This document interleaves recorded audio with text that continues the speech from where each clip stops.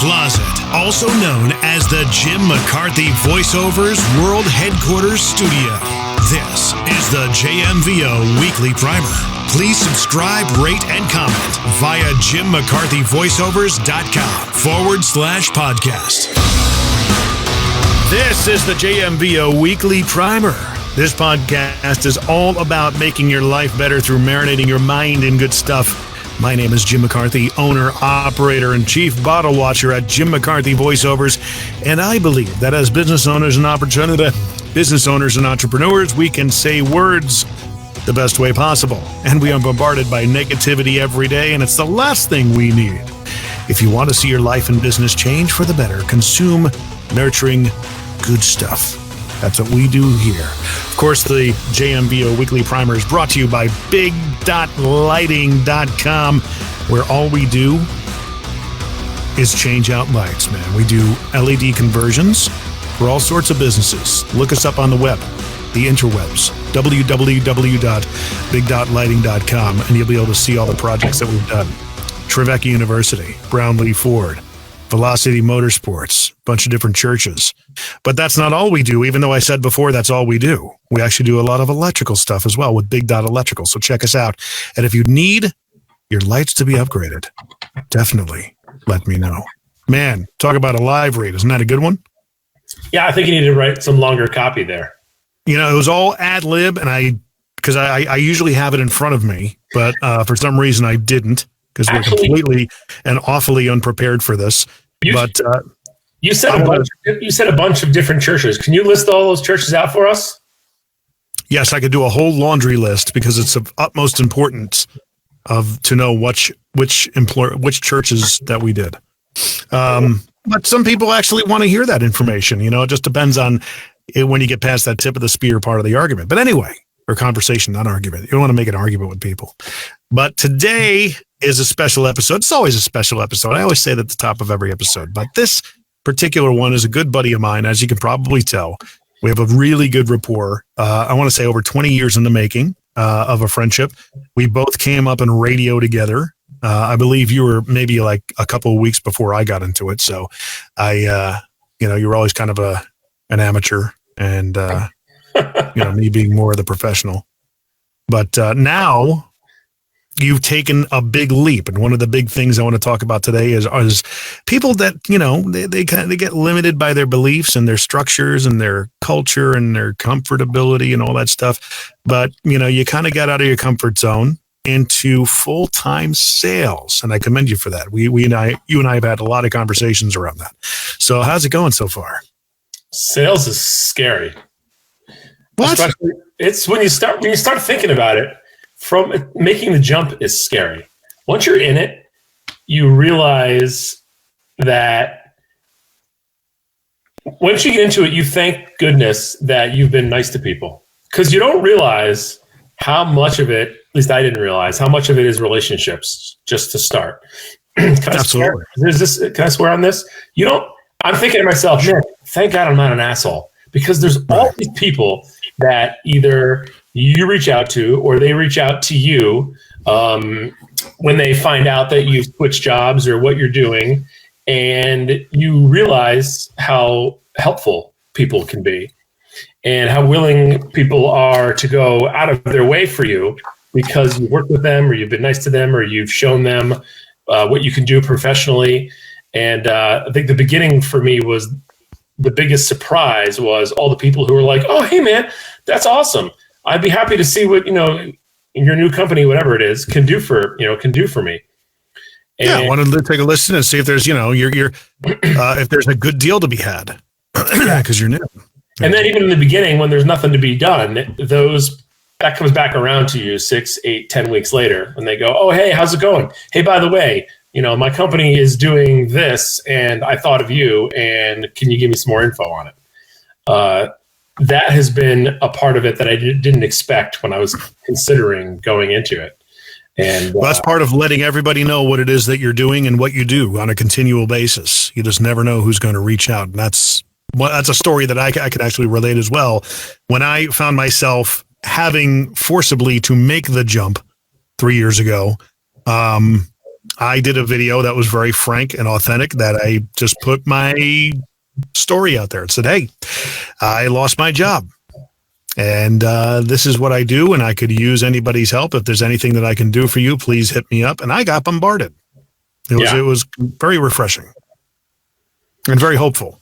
Yeah, a lot of people reached out to me on LinkedIn when I didn't even make a message. I just changed changed my job on LinkedIn, and I got a lot of people who just reached out and said, oh, first of all, they couldn't believe that I was gone from where I was. And then they wanted to know what I was doing. And then as time went on, they started thinking about how we could work together again. Well, let me recap for the people who don't know us. We're assuming that people do. Matt and I came up in radio for a number of years. It was a majority of our professional lives. Matt and then all of a sudden, around the same time, we both got out of the business. You and I worked together from about 97 to 2001. We diverged. I ended up moving across the country. You stayed in the Northeast. But around the same time, you had gotten out of radio because radio just kind of played itself out. And, there's only so much money anybody can really make in that business anymore. And got into the car business, much like I did around the same time. So we paralleled the same trajectory in a way. But you got into the car business more on a marketing team akin to what you had been doing in radio with promotions and marketing, things of that nature. I, on the other hand, actually got into the car business selling cars, which is a pretty big difference. Wouldn't you agree? Yeah, I would say so. I have a lot of respect for salespeople in the automotive indry. I mean, it is hard. I do. I mean, they don't, the perception. What? Do you? It's a hard job. And those guys would make fun of me. They'd be like, I'd be leaving work at like 6 o'clock on a Friday. I'd be like, have a good weekend. They're like, we're going to be here all weekend. You have a good weekend. And they would give me a hard time because, I was home with my family on Saturdays and Sundays. And, if it snowed, I'd be like, I'm not going to work. It's snowing. I'd work from home or whatever. And they're there shoveling out cars and they work long hours, and a lot of time, they have a lot of downtime where there's nothing going on. They're not doing anything. And so I have a lot of respect for automotive salespeople, and they get a bad, the perception of automotive salespeople is, not great. Yeah, it's terrible. But they work hard. Some of them, not all of them. I know some pretty bad ones too. Well, there's a realtors, or as some people say, realtors, and car salespeople are a lot alike. And in a lot of ways, they're not. But they're two professions that everybody seemingly wants to get in. Well, not wants to get into. A lot of people want to be realtors over car salespeople. Car salespeople tends to be people that, well, I need to do something and I need to make money really quick. I'll go sell cars. They don't really look at it as a career. They look at it as a job. Realtor, you got to get licensed up and everything. But car salespeople are great at selling and applying a sales process. Not so great at marketing themselves. And on the flip side of that, realtors are good at marketing themselves, mainly, really bad at selling.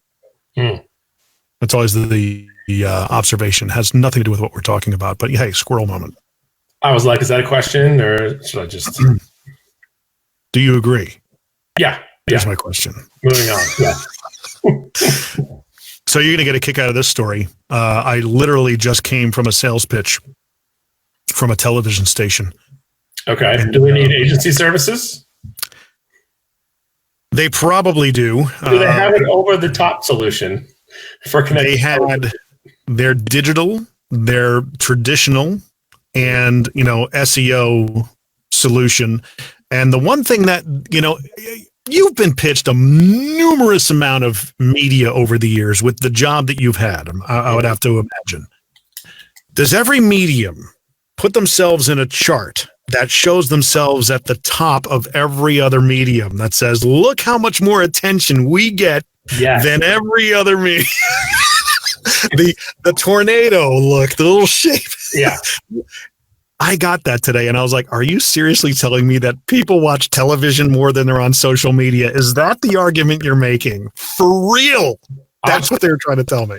Oh, I was at an event today that was a radio event, and radio was on the top, just so you know. So they're like 93% of people listen to the radio at some point each week. And I'm sitting there thinking about it.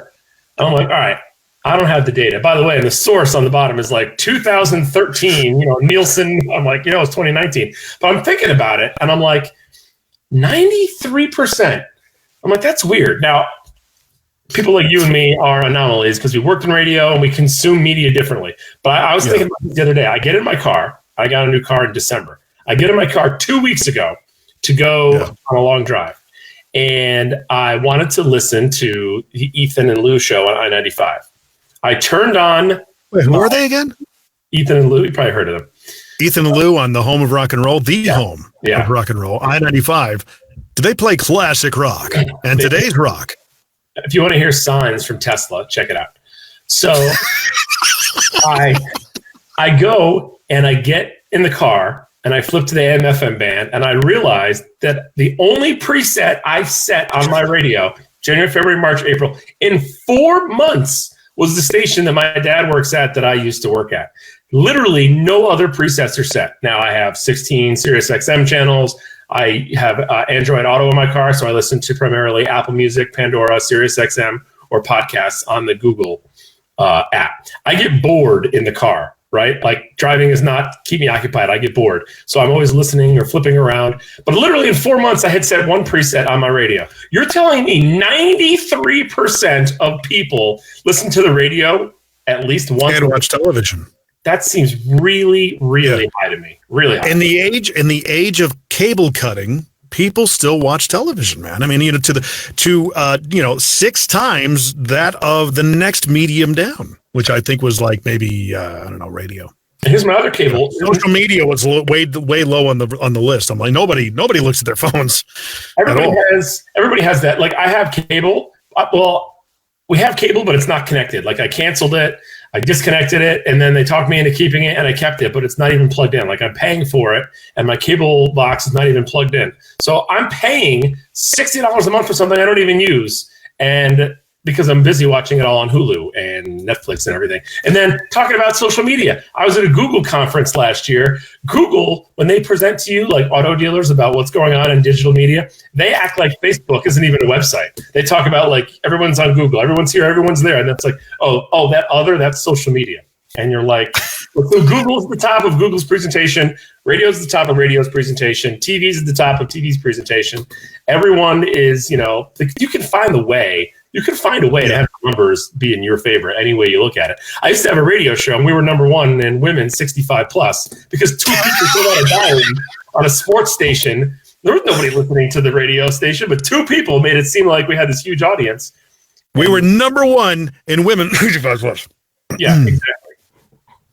So, well, the other thing that really got me was they were going to give us the free production. And which is something we always did in radio. Was free production was a huge part of the value proposition, because God forbid they should actually pay us any better and charge for it, but that's a whole separate story. The funny thing is, they started pitching us on the videos. Like, well, we've been to your website, we've seen the videos that you guys have been doing, and I'm going, oh really? Well, where's this going to go? This is going to get rich. And they're like, we're going to do it really professional. I'm like, and I looked at my business partner. I'm like, man, if only we had a way to do professional video production. Did they know? They didn't know. They didn't know that I was basically the guy who handled all the, and like, this is something I've been doing for the past 15 years. Yeah. So what do you mean by professional video? Scripted and authentic? I said, I just make it a conversation and we just go. He's like, well, I would make it so that, the Trevecca video, I would have put more people in there. And yeah, dude, I wanted to make it short, succinct, and that's the guy who hired us. Okay. So he's the best one to speak to our abilities and do the testimonial. So it works. We've been getting work out of that video. So, I mean, I'm good with it, but it was just, it basically showed you before you go into a sale, or a sales pitch, do the research on the people you're meeting with. You never know when you're going to put your foot in the mouth, man. Yeah. I mean, the guy completely, as soon as I looked at him and I said, well, if that's funny because I produce the videos, what about them aren't professional? And then he showed me the stuff that he did, which is scripted video. It was all scripted testimonials and done like a typical television station would do them. You know what I mean? Yeah. If I was going to give somebody, and I shouldn't be giving any sales advice because I've been doing this for like 7 weeks, but if I was going to give, and I have no clients, but if I was going to give anybody sales advice, it would A, be research, obviously, but B, the thing that I've been finding, this is probably not a good example because I am the people that I'm selling to are what I did for the last 7 years. So, right. So like finding something to relate, like I know what the people I'm talking to now, what they're going through. It's April. It's a soft new car month. March was good, but not as good as every March. So, today's the last day of the month, so everyone's in panic mode, but used car business is doing pretty well. So like if you're going to see somebody, like you're in my shoes in the next week or so, the conversation is easy. But I know what the conversation is because I was the person who was getting the conversation from me up until 6 weeks ago. So I feel like you need to understand who you're talking to. You need to do some research. You need to find something about them, whether it's their website or social media, or if they've been a guest on a podcast, or if they've LinkedIn, whatever information you can find, whoever you can talk to in the industry that maybe has some insight into them, and then kind of go at it from that angle. Because I've been finding that talking to auto dealers is easy for me, but it's only because I've been a dealer for the last 7 years. So you can relate to them. Yeah, and I've been pitched by, I've been pitched by like, this is full of business cards. I've been pitched by every agency in the last 7 years, and now I'm with the agency. So I feel like I know what the other person's thinking when someone like me calls or emails, because I was that person for a long time. Well, how do you open that conversation up and relate to them? What's the opening sentence, if you will? It depends on the situation. Like with the CRM my company uses, you could go in and set up templates and that kind of thing, and find a dealership and click on a template you build for that dealership and send it. But I don't do it that way. I go to the store's website. I go to their Facebook page. I look at their YouTube channel. I look at their Google reviews. I look at LinkedIn's for the managers at the store, and I try and find out what they have going on at the store, whether they have a value proposition that they offer their customers at that store or across multiple rooftops. I look at what kind of marketing are they doing right now? Does their website have any glaring issues? Does their social media have any glaring issues? Are there any glaring issues to point out? Is there anything that they're doing pretty well that makes me think, oh man, at Silverback we have this that would really help them, take what they're doing here to this level. And I usually go at it from that angle. Hey, I noticed you have great, videos on your YouTube channel. Clearly, you're doing some TV advertising. I think your message of doing, whatever they're doing, is great. Have you ever thought about taking it to the next level and using it with connected TV or whatever, something I see helps me, basically trying to figure out how I can help them. What are they doing that I think I can help them with? Because you can't go in and point out all the negatives. Hey, I went to your website. I noticed it sucks. You can't you got to go at it with hey, I noticed you offer this great, rewards plan for all your customers. Well, how do you market that to your customers after they buy the car? I think we can help you with that. Or, I noticed that, it's the second to last day of the month and, the specials on your website are all expired and there's a call to action button missing. I really think with a couple of little website tweaks, we could help your website perform better, stuff like that. See, but you made that jump going into what you're doing with a lot of equity going into it. The only component really that was missing was the sales component, knowing how to do a proper meet and greet, if you will, an opening salvo, a fact-finding, uncovery type of session, which is basically the first part of the sales process, is finding how to get to that table to do that value proposition like what you're talking about. The opening lines in a phone call, in a subject line in an email, what surprises Broca's area of the brain to get that conversation started, which I guess is a lot of my specialty and what you and I have always talked about in terms of broaching the topic and getting them to open the email and engage in the conversation, which is the tip of the spear, which is the toughest part of a cold call. But, how do you warm them up? And I did a whole video on that, on how to warm up a cold call back a couple months ago.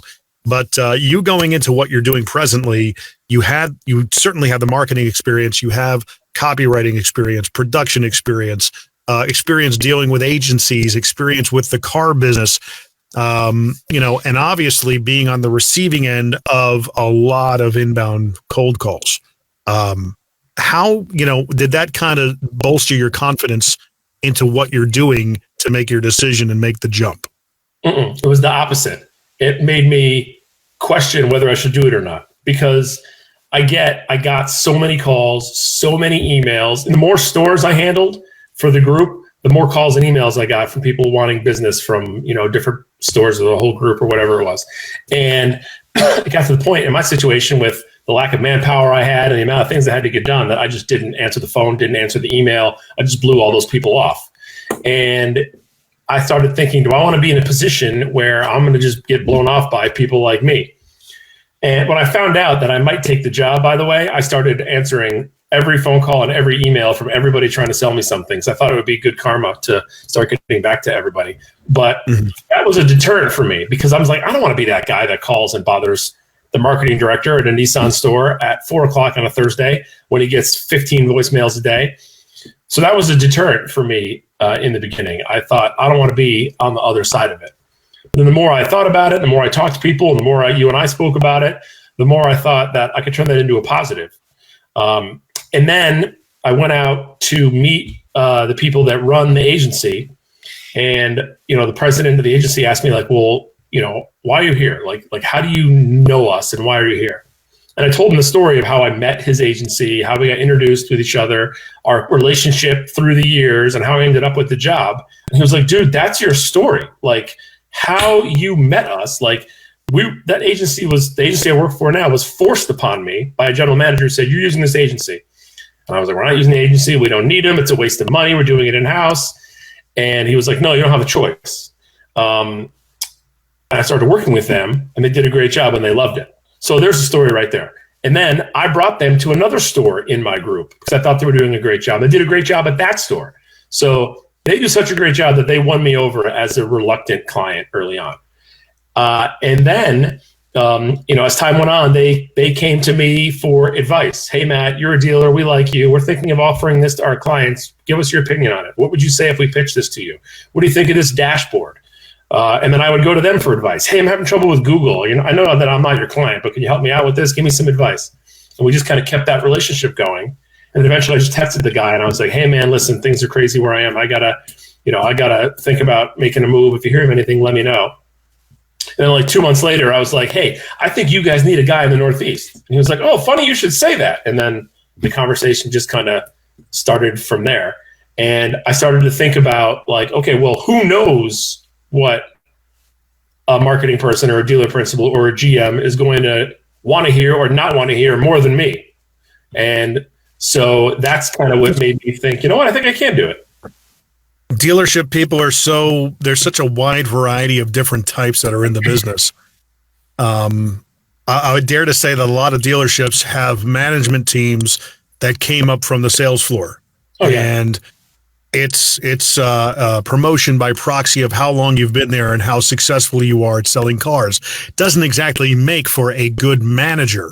Okay, just because you're a great salesperson and you can close deals doesn't make the case that you can manage people, because that's a whole separate animal, especially when it comes to creating a culture that nurtures the establishment over time, over a long period of time. Because I'm sure you've seen dealerships that create situations and cultures that are just viper's dens, where, salespeople are being afraid of being stabbed in the back, not only by their fellow salespeople, but their managers.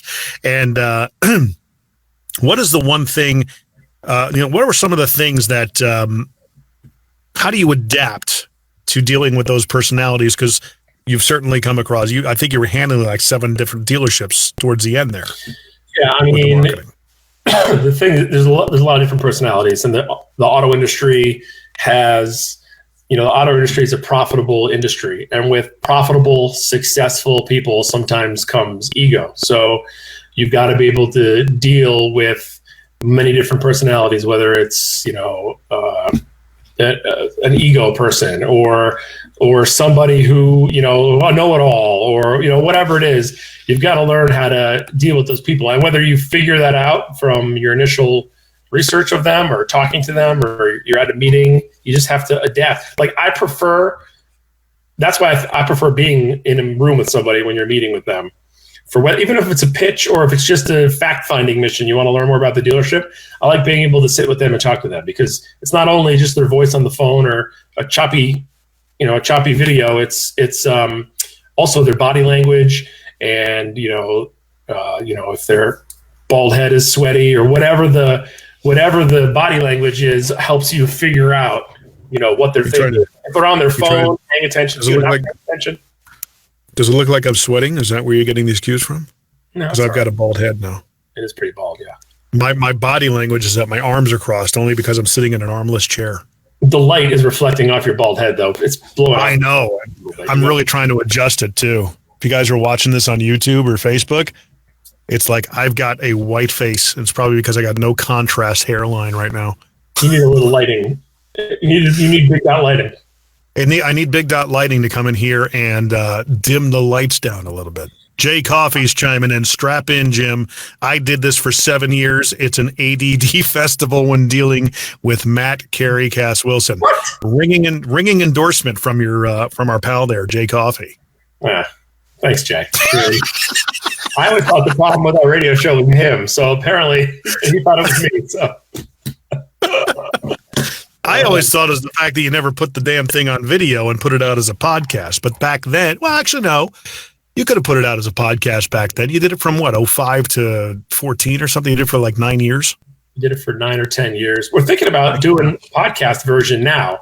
But we're still going to have the same problem, which is that I do all the work and Jay shows up and does nothing. And he has like a napkin full of scribbled notes. And then he makes it seem like he's worked hard on it all week. Meanwhile, I'm prepping and everything. And so I don't know if I want to deal with that again. But we could. I don't want to do it on camera, because Jay still has a full head of hair, and that really angers me. So, yeah, but what it is, it's another way to get to distribute. That's the thing about podcasts. Is I belong to a lot of different podcasting groups, and so many people are like, should I do it on video? Because then it's not a podcast. I'm going, who gives a crap?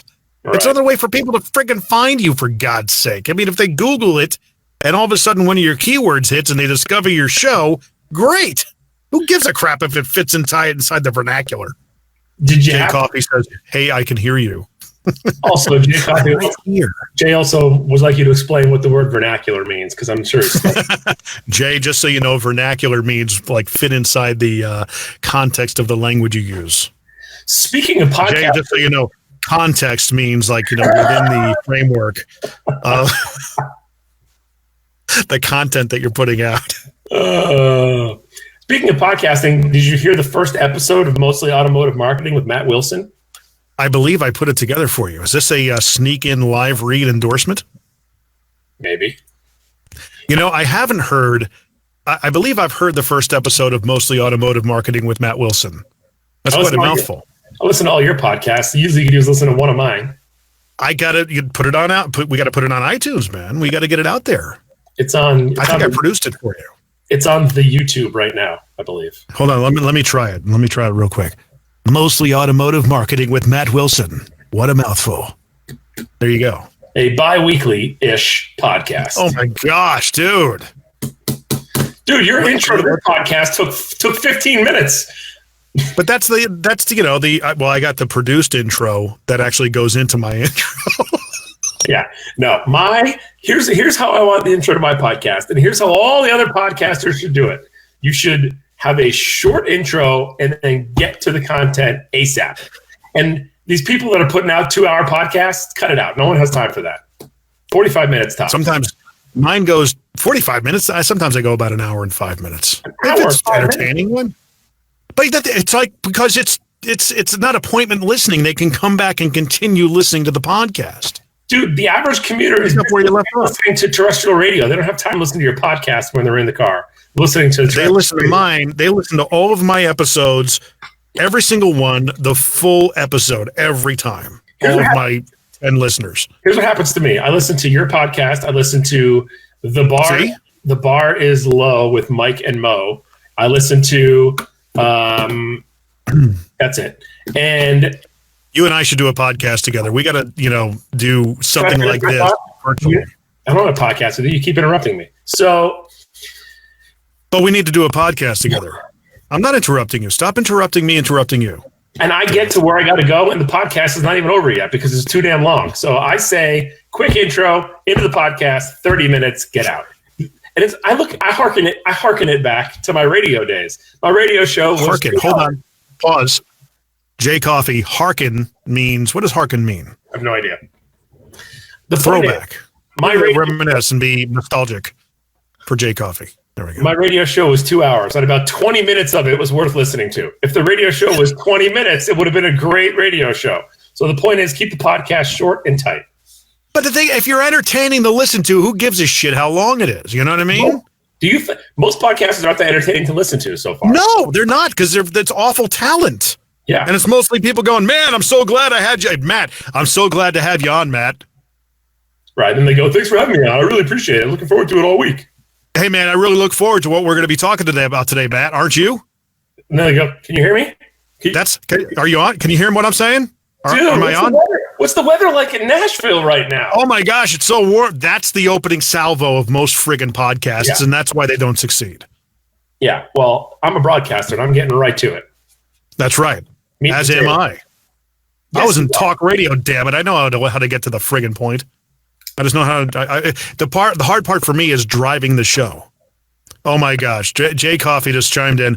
I thought Venaculture, I don't even know how to say that. Venaculture, Venactulure, was a fitting for a tub drain. Thanks for the vocabulary lesson. And harking is a muffler part, I think. He's funny. I like Jay. He's all right. I always had. You like him. Come on. Yes, I do. I like Jason Coffee. So, here we are kind of veering off the path of whatever it is we're talking about, but that's okay because, we know each other and it makes it fun. We're talking about marketing. We're talking about car dealerships and the stupid things that they do with their advertising. Tommy Bethel chimes in. I have to agree with Jim. Good to see you both on here. Are you agreeing with me that we should both do a podcast together, Tommy? Is that what you're saying? Anyway, Matt, you were saying we got to wait for him to chime back in. We're on a phone call. What? Go ahead. I was having a discussion with someone today about auto dealers and advertising, how they spend so much time. Did I put this online before? I can't remember. They spend so much time thinking about the media. How are we going to get in front of the people that are in the market for a car? How are we going to follow them around the internet? How are we going to deliver? What's the mechanism of delivery of our message? And then secondary to that becomes the message. Like, they don't think about, what are we going to say? Well, that's probably the most important part. Like, all the other stuff is a waste of money unless what you're saying matters to the person you're talking to. And that's Roy Williams 101, man. Wizard of Ads. It's the medium isn't what matters. It's what the frig you're saying, ultimately, always. Yeah. And you and I come from the same school where we're always like, why is the car dealer on the radio yelling at me? And why is there an axe coming through the screen with dollar bills flying out of it on the television commercial? And why is this car that's supposed to be so good on fuel mileage only $49 a month? Like, because I think that the creativity of what makes you different, what is your differentiating factor? Jay, I'll text you the definition of that later. What is your message going to be? I think gets lost in it. And I think a lot of agencies, not my agency, by the way, but a lot of agencies don't even care about that part of it. They just come up with the media plan, get the dealer to spend the money, make the dealer do the copy and write all the creative. And then if it doesn't work, they say, well, it wasn't us. We put the message in the right place. Your message was wrong. But marketing is twofold. It is the message and the media. And you know what? The message is the fun part. Like that, I don't know how people forget about that part. Writing copy, coming up with an idea and a strategy, the message, that's the fun part. It's the media that's the harder part. Yeah, I would agree. I mean, the media, it's a medium. It's just a way to get the message out there one way or the other. It always comes down to what you're really saying. And it's funny because you hit on something and it got me off on this kind of little, not really a rabbit chase, but looking at a certain truck ad that I saw on Facebook, and they try and come across with the typical car dealer ways, and they advertised one particular truck. Hey, lease it for only $279 a month. Not understanding. I'm sure they do understand this, but you have a comment section now that people can chime in and call you on your BS or what you're trying to do. I'm not sure, if the price leading works in this day and age. I could be completely wrong. I just found out, literally a half an hour ago that Bing is actually a relevant search engine now. Were you aware of that? I mean, is Bing really all that important? I thought Google was the king. You know what I mean? I could be wrong. Bing comes pre-installed on a lot of Windows computers, and a lot of people don't change their default search engine, especially if they're in the 55 plus segment. So yeah. I don't use Bing, but it does get used. But we tell dealers, if your budget's limited, focus on Google, because that's mission critical. If you have extra money, you want to put it on Bing, go for it. But I wouldn't call it mission critical. But people who don't know how to change their web browsers will use Bing because it comes pre-installed on Windows. It was funny because being in this pitch today uncovered a lot of faux pas that they had made on their part. One of them being, not really insulting my work, but we're going to do professional video work. Okay, right. that's ding. Right. The other one was, the showing how television is still the most watched medium right now, which is, I don't know where they're getting that from, but okay. The third one was when they were talking about our search engine results and how we weren't being as big dot lighting wasn't coming up on, Bing and stuff like that in Google Maps. And Google Maps is problematic only because we don't really have an address yet. That's going to be a problem solved this month. That is going to be a huge solve because it's not a PO box. It's going to be an actual app where we have an office being built. So that's going to solve a lot of problems for that particular search engine, which I understand. But I've always said, to Google, YouTube, then Google Maps are pretty much the top three. YouTube is the second largest search engine. Right. So you're absolutely correct. By the way, Big Dot Lighting, like you said, does not have a Google My Business setup, which you need. Well, you need the location to do that, though. Yes. So, once we have the location, problem solved. But they pointed out how we ranked.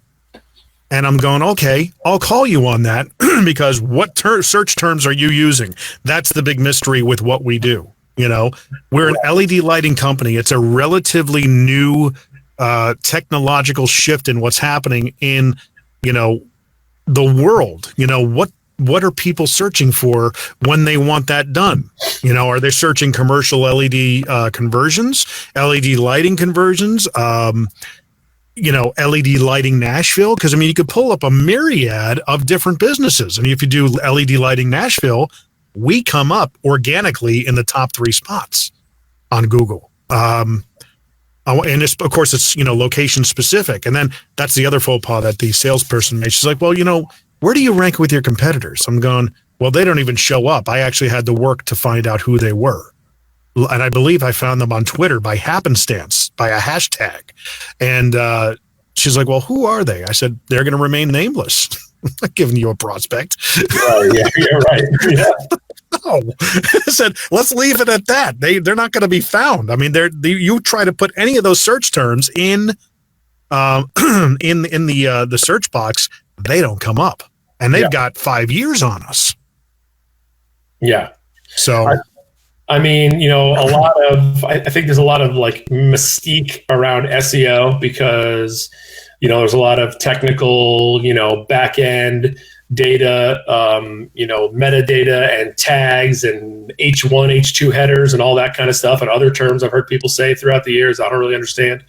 And I think a lot of it comes down to, a lot of air quotes, small businesses, either don't put in the time or the research or the effort for a good website or for some basic SEO work or that kind of thing.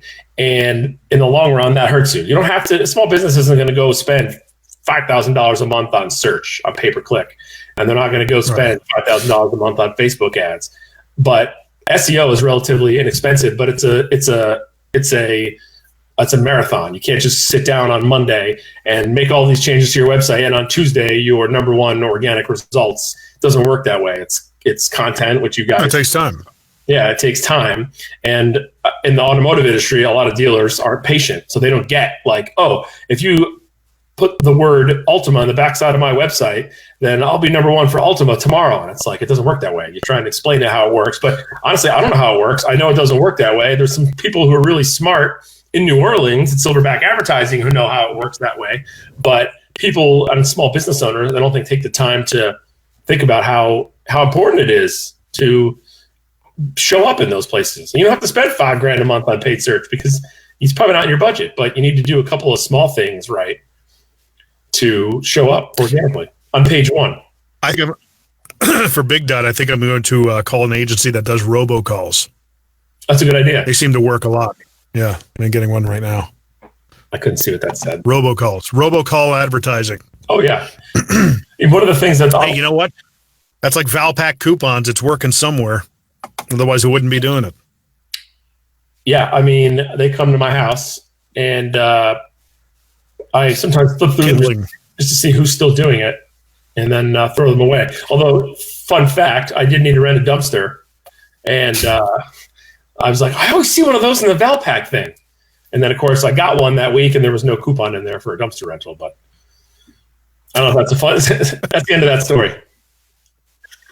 Well, I mean, we're looking at it from the bias of having the marketing advertising background and being in marketing and advertising. It's actually, for an entrepreneur these days, it's very popular to be an entrepreneur.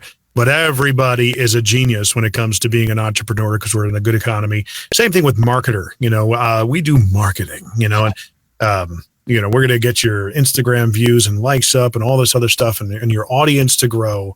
But again, like you were saying before, when it comes to crafting the message, that's where a lot of people really miss the boat. And that's ultimately what my strength has always been. Same thing as you.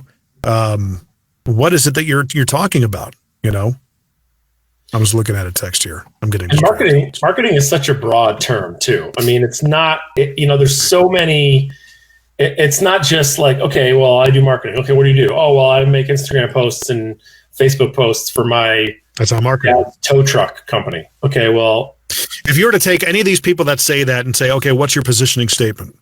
Yeah. It would be like, what's my what? What do you think? Yeah. Then nobody knows what a positioning statement is. What is a positioning statement, Matt? What is a what?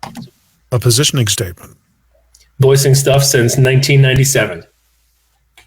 That's a positioning statement. Nice. Right there. Yeah. Could you make that smaller? Is that that's from JMVO?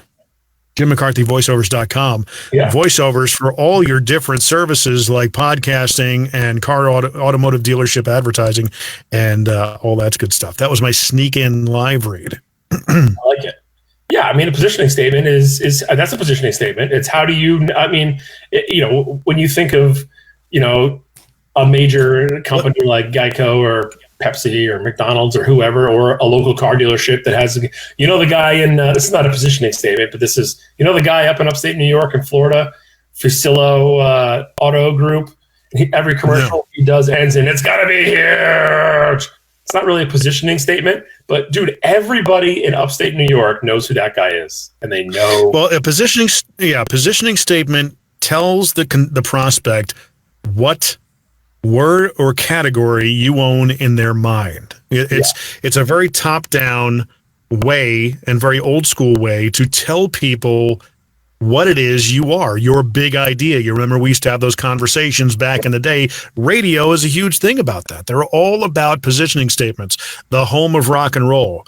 Las Vegas's #1 hit music station. It tells people what we are. I'm loving it. Have it your way.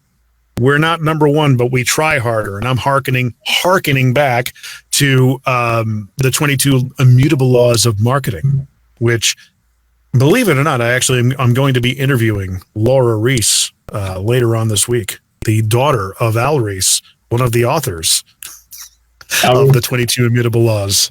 Al Reese jacked out. That's right. Reese and Trout. I believe they invented, Robin, I invented the word positioning. No one gets that reference. I know. That's a Howard Stern reference. I invented the word positioning, Robin. No, did you, Howard? Hey, now. So that's a good question for you. You know, you and I both, I believe, got into marketing because of that book. We both read it. We both really delved into it. We both fought other books for some reason, you know, in terms of opening up our minds to other concepts. At least I know I did. I remember when I first heard about the Wizard of Ads, I was like, well, how does that fit into the paradigm of the 22 Immutable Laws of Marketing? Right. And eventually I became a disciple of Roy Williams, because his was all about the message and how do you deliver the message and make it salient, which is a great word. Jay, look it up. Do the 22 Immutable Laws of Marketing still apply today, in your opinion? I don't remember the 22 Immutable Laws of Marketing, really, honestly. I have the book. I bring it there are 20 office to office when I change jobs. Right. But I don't know. I think they do. The 22 Immutable Laws, there's 22 of them. Good thing. It'd be really let me look it up here. If there was only 10. We promised you 22. We're only going to give you 10. I'm looking it up here. Bear with me. A law, law of the category, law of the leader, law of the mind, owning a word in the mind of the prospect. And if you can't be first in a category, create a category in which you can be first. All those different elemental and fundamental concepts. Mm-hmm. I still believe, everything kind of boils down to a 2-horse race. The only law that I could see that has been broken is the law of divergence, where they talk about how everything, you cannot be all things to all people. You have to diverge. I mean, obviously, this breaks all those laws. The iPhone has converged all sorts of technologies, cameras, iPod, music player, internet browser, into one unit. But in doing that, did it really become its own thing? I mean, you know what I mean? It's technological shift at that point. And a lot of people I use this for the camera capabilities all the time for video work and photography and stuff, because it's good. And you can send messages to your friends, and you can, go on social media, and you can check your work email, and they're like, "Oh, does it make phone calls?" He's like, "That part doesn't work that well." But the whole thing is that it's your phone, and sometimes when it rings, I'm always like, "That's my ringtone." Like, why did I make that my ringtone? Because there's so many different ways to communicate through it. I mean, we use Marco Polo a lot of the time. I use that with you. I use it with Jay Coffey. I use it with Todd Bennett, my old boss, because it's just a different way to communicate. But then when someone calls you, you're like, "Oh my God, what's the matter?" Video text message. Yeah. Like, is someone hurt? What's going on? And then you look at things like, Amazon, like, I was getting my haircut yesterday, and my haircut guy had an earbud in his ear. And within 2 minutes, I was on my phone buying that earbud. I mean, that's certainly changed the way that people shop and people buy things. Like, he saw it. I asked him about it. He told me it was good. He sent me the link. I pulled it up on my phone. I read a few reviews. It was $50. I ordered it, and it'll be here tomorrow. And I mean, that's obviously a huge change. I mean, 10 years ago, 5 years ago, I would have had to ask him about it. I would have had to write it down. I would have had to go to Best Buy and try them out. Like, it would have been a whole thing. And instead, I just dropped $50 on them. I'm like, yeah, I need them. And if they don't work, $50 is pretty cheap for an earpod thing. $50 is a lot of money, dude. No, not for a good earpod. $50 is like a lot. An average. That's an average lunch for me. $50. Wow. Where do you eat? I eat at a cheap place. I just eat a lot. Oh, I see. But you look at like that category of products. That stuff is I look at reviews on Amazon for every single thing before I buy anything. And that's a change to some law, I'm sure. I don't know which one, but I got it pulled up here. The law of exclusivity. Excuse me. The law of focus. Focus is a good law. You have a lot more power with a focused brand than you do that's with one that's all over the place. The law of duality, law of the opposite, law of division, perspective, line extension, sacrifice. My favorite line extension law. For those. Yeah, line extension.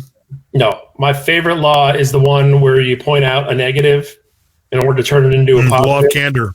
I love the law of candor because, especially in the auto industry, most auto dealerships are afraid of that kind of thing. Like you and I always talked about like admit a negative. Yeah, we talk about a dealership that's inconveniently located. A dealership would never say, "Well, we're not really that convenient to get to." But there was a dealer in New Milford who was out of business now, so maybe it didn't really work. But they were so far north from like the downtown area that they were like their positioning statement or their slogan in their spots was miles from the bowl, across the street from the cows, or something like that. So they were like in the country across the street from a farm, but they're like, we're out of the city. There's no BS up here. And they were pointing out the fact that, we're across the street from cows. We are in the middle of nowhere. We are literally inconvenient to get to. And I always said that about my last dealership. We'd always talk about in meetings internally, like, hey, come visit us at Nissan. Sure, it's not that easy to get to us. And you don't want to come down there on Friday at 5:00. But, we didn't have the guts to be like, to say that to customers, which we could have said to customers, I believe, because of the reputation of the store, the other things that would get people to come there. People aren't stupid. People know you don't want to go down, a busy road on a Friday afternoon. By admitting that as a negative, you're making it a positive. You don't need to lie about it and be like, oh no, we're just 10 minutes. Like, no, you're not. You're a half hour. Well, I did a whole series of commercials for a Chevy dealership here in Nashville. I want to say back in 2007, that focused exactly on that of like, hey, we're going to be the first dealership to be completely honest with you. Prove it. Fine. We are inconveniently located. We are good luck in finding us. I mean, we're, and that was one of the biggest pains when I interviewed with the client was, well, what's the biggest pain you have? He's like, it's our location. Yeah. We are hard to find. And I said, let's lead with that. And he said, and he was basically at his wit's end. He says, we've tried everything. Fine, let's try it. So he came out on the branch with me and was willing to give it a shot. I'll tell you, those ads got a lot of attention and it ended up winning me an Addy Award. So, I mean, that was because that's important. That's what's important, yeah.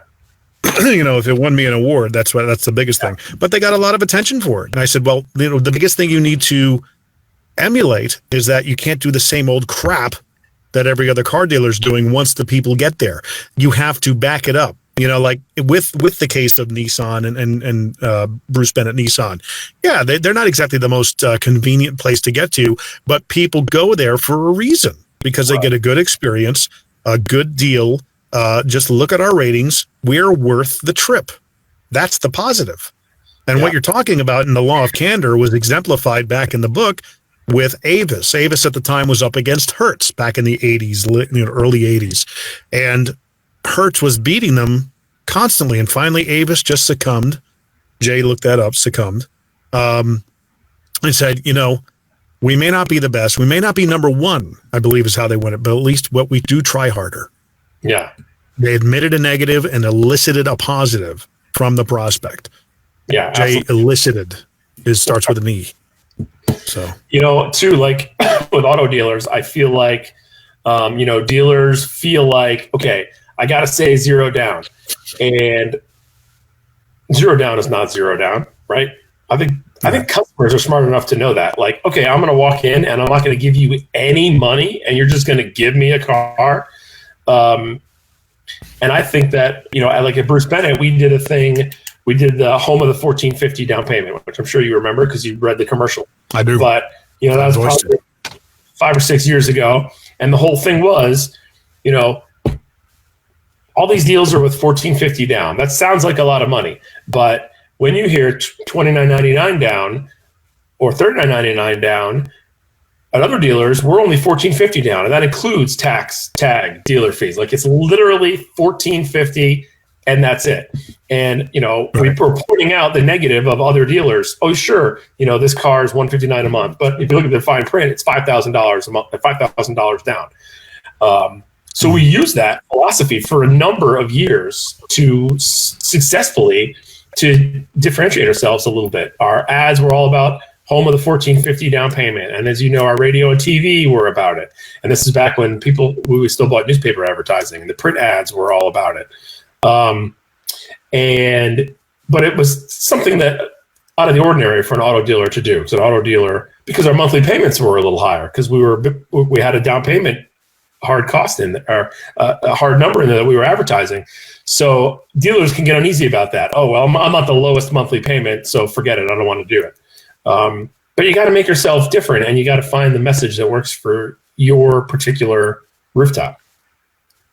It's kind of funny because you're talking about combining powers that you currently have. You're talking a big part about crafting a good message, which, gets people's attention and tells a story, hopefully. But you're also combining it with the technology and the mediums and the abilities that you're going to have with your current employer, Silverback Advertising, and how good they've been to, you're going to be able to tell that story on how good they were for you to work with in the car business. And then the best news is the fact that I'm now combining my years of experience, my copywriting experience, and knowing what works and what doesn't work when to tell that story. That's like, have you seen Avengers Endgame yet? No. Don't spoil it. Okay. There's a part in the movie that's pretty pinnacle. It's a big pinnacle of the movie, and it's a complete mind blower. Where are you going to spoil this for people? Because they're going to be no. Something completely unexpected happened, or a validating event happens, where all of a sudden one character's got just a culmination of powers. That's you, right now. All right, I like the sound of that. Avengers Endgame out in movie theaters right now because they need my help to make another $1 billion in their opening weekend. Yeah, right. Yeah, it's like worlds have collided for me. There's definitely a benefit to all those different worlds coming together for sure. I mean, okay. You remember back in the day, we would be broadcasting live from the Midnight Madness sale that, the once a year Midnight Madness sale, which happens every third Wednesday of every month. Hey, I got to pause you there. Mary Scanlon is chiming in. Oh, yeah. And she's saying, hi. Or I'm sorry, there's 4 exclamation points there. She's saying, hi. Hi, Scanlon. Or actually, in Mary Scanlon's voice, it's more like, hi. She's got a really good, breathy, sexy voice. I love Mary Scanlon. I know, right? So, Mary and all 3 of us used to work together back in the day. You're right. Absolutely. Car dealerships wise, and let's try and end this on this particular note. What's the one thing they could start thinking about, aside from working with you, obviously, to rethink the way they advertise? What is the one piece of advice, or hey, why not top 3 pieces of advice, or however many pieces of advice you want to leave out there? Are we talking about the way they advertise, or are we talking about like their business model? Because they're going to have to make some adjustments in their business model too. Well, begin with that. Talk about the biggest the most glaring repeat offender problem you're seeing out there.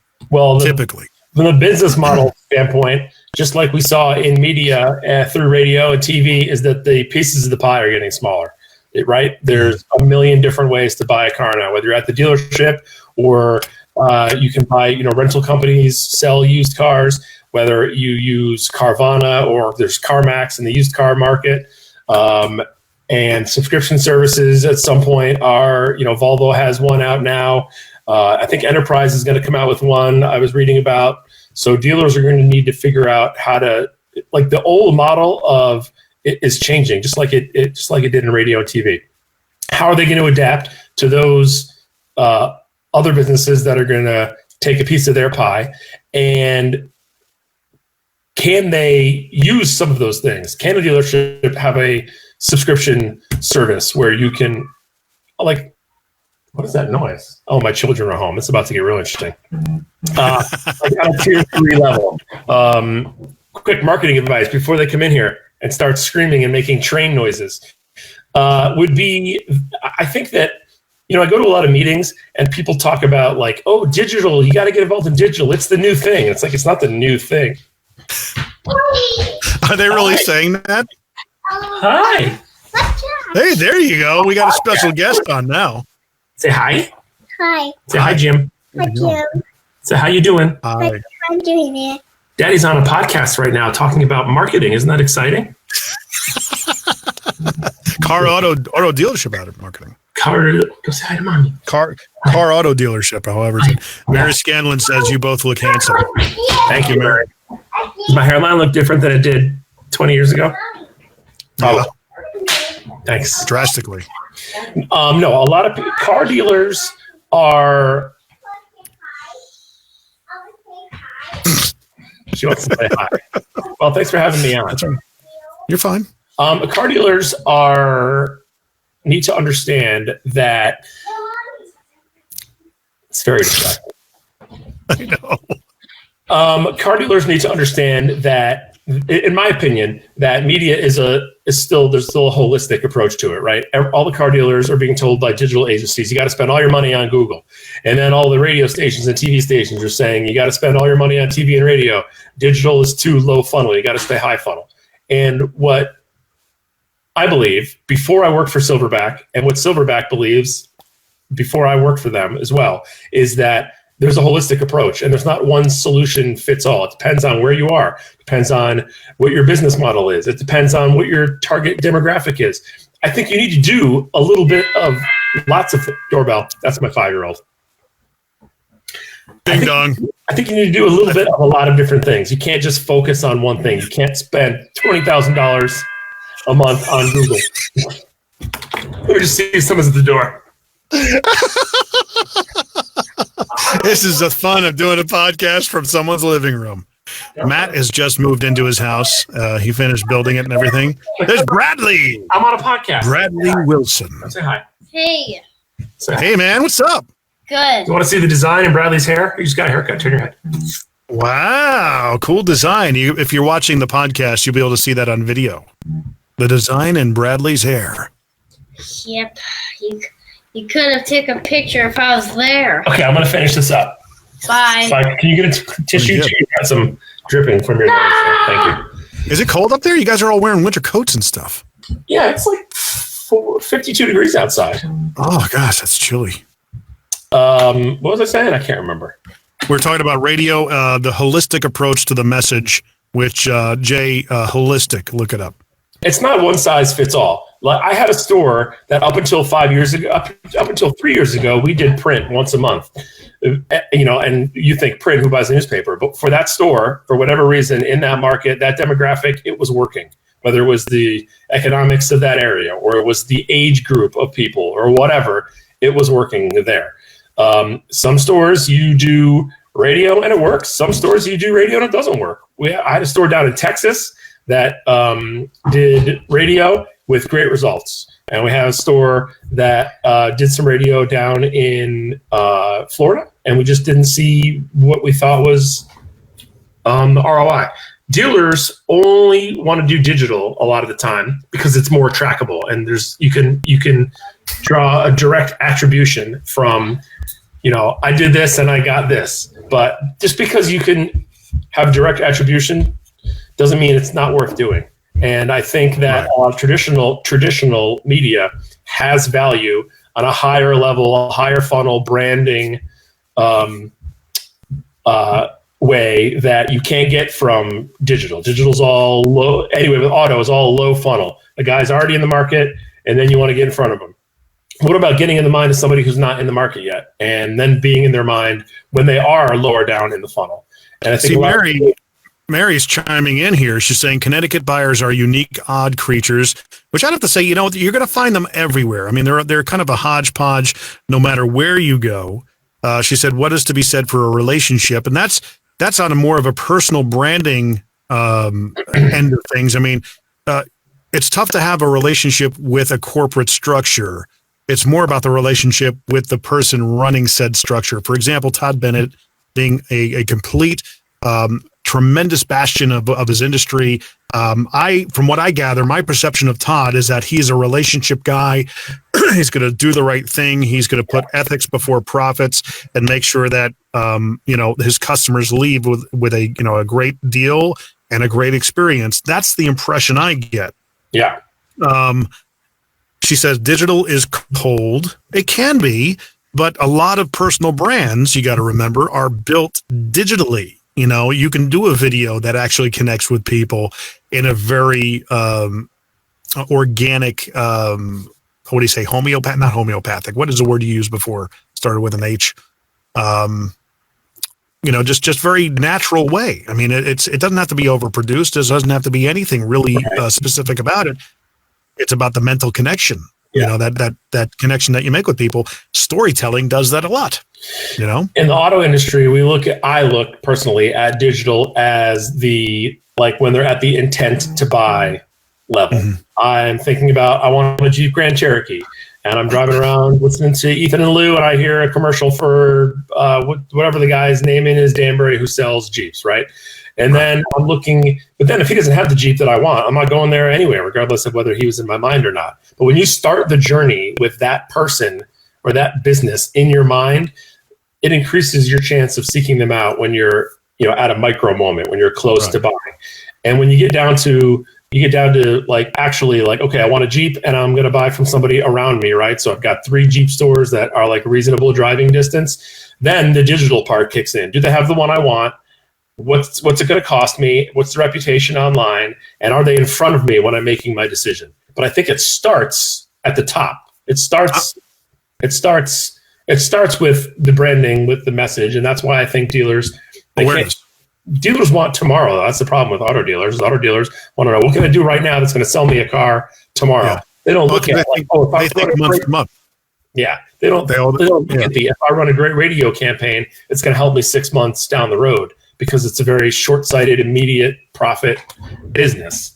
So what you're talking about is transactional versus relational messaging. Yeah. Mary Scanlon, again, she's chiming in with some gold here. A recipe for sales is a combo of everything. Digital is salt. Bam. I do like if this were Brad Lee's show, he'd drop a bomb on that.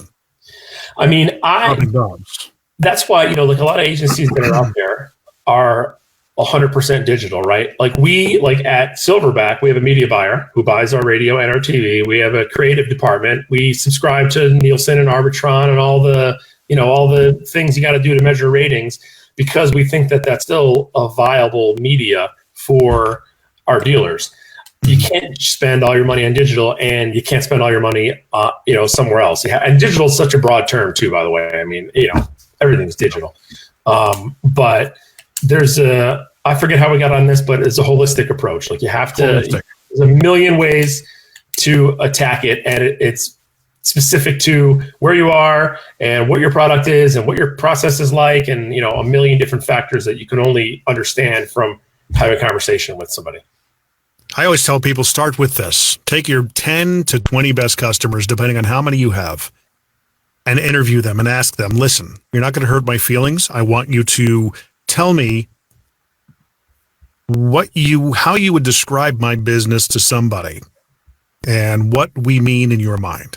Instead of thinking about it from a top down, start there and find the commonality, find the common thread in what you get. The words, the phrases, anything that pops out, because in that you're going to find your positioning. It's a bottom-up methodology to find what it is that how people perceive you.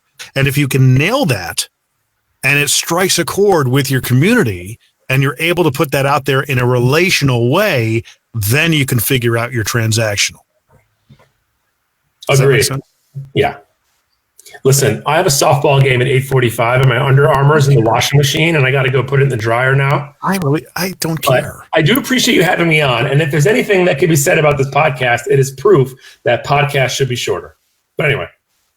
Well, I think we've gone over an hour, but it was mega entertaining. Well, we got kids, we've got Mary Scanlon, we've got Jay, special guest appearances. Nice to see Mary Scanlon checking in, Jay Coffee. Mary Scanlon, I think we got to do a podcast with her. We got to bring her on and make it a 3-person. I almost said a 3-way, but a 3-person. A three-way with Mary Scanlon. Oh my God! Hey now, wait, what? Hoo-hoo, Robin. All right, man. Well, I appreciate you being on. I'll wrap it up. This has been the JMVO Weekly Primer. If you like what Matt has been talking about, find him out. Find him online, on digital, and start creating that relationship with him. I trust you. I guarantee it'll be one of the best things that you've ever done. Very sharp and smart in his space. Where can they find you? What's the best way to get a hold of you? LinkedIn. Go to LinkedIn. It's all right. LinkedIn. I think I'm going to put your handle down below anyway, and I'll give all the contact information. So you'll be able to look into the description and find out exactly how to connect with Matt Wilson and his marketing prowess, especially with Silverback Advertising as his agency of choice. Again, you've been listening to the JMVO Weekly Primer, where we marinate our mind in good stuff every week as much as we possibly can. Coming up, we're going to be interviewing Laura Reese, as we said, from the 22 Immutable Laws of Marketing, and all sorts of marketing stuff we're going to be talking about on Wednesday live. So be sure to like the podcast, subscribe, and tell your friends about it. I'd really love to get more people and listeners, man. Matt, thank you for being on as I kind of run out of steam there. Thank you, Jim. I appreciate it. This is the JMVO Weekly Primer. Please subscribe, rate, and comment via JimMcCarthyVoiceovers.com /podcast.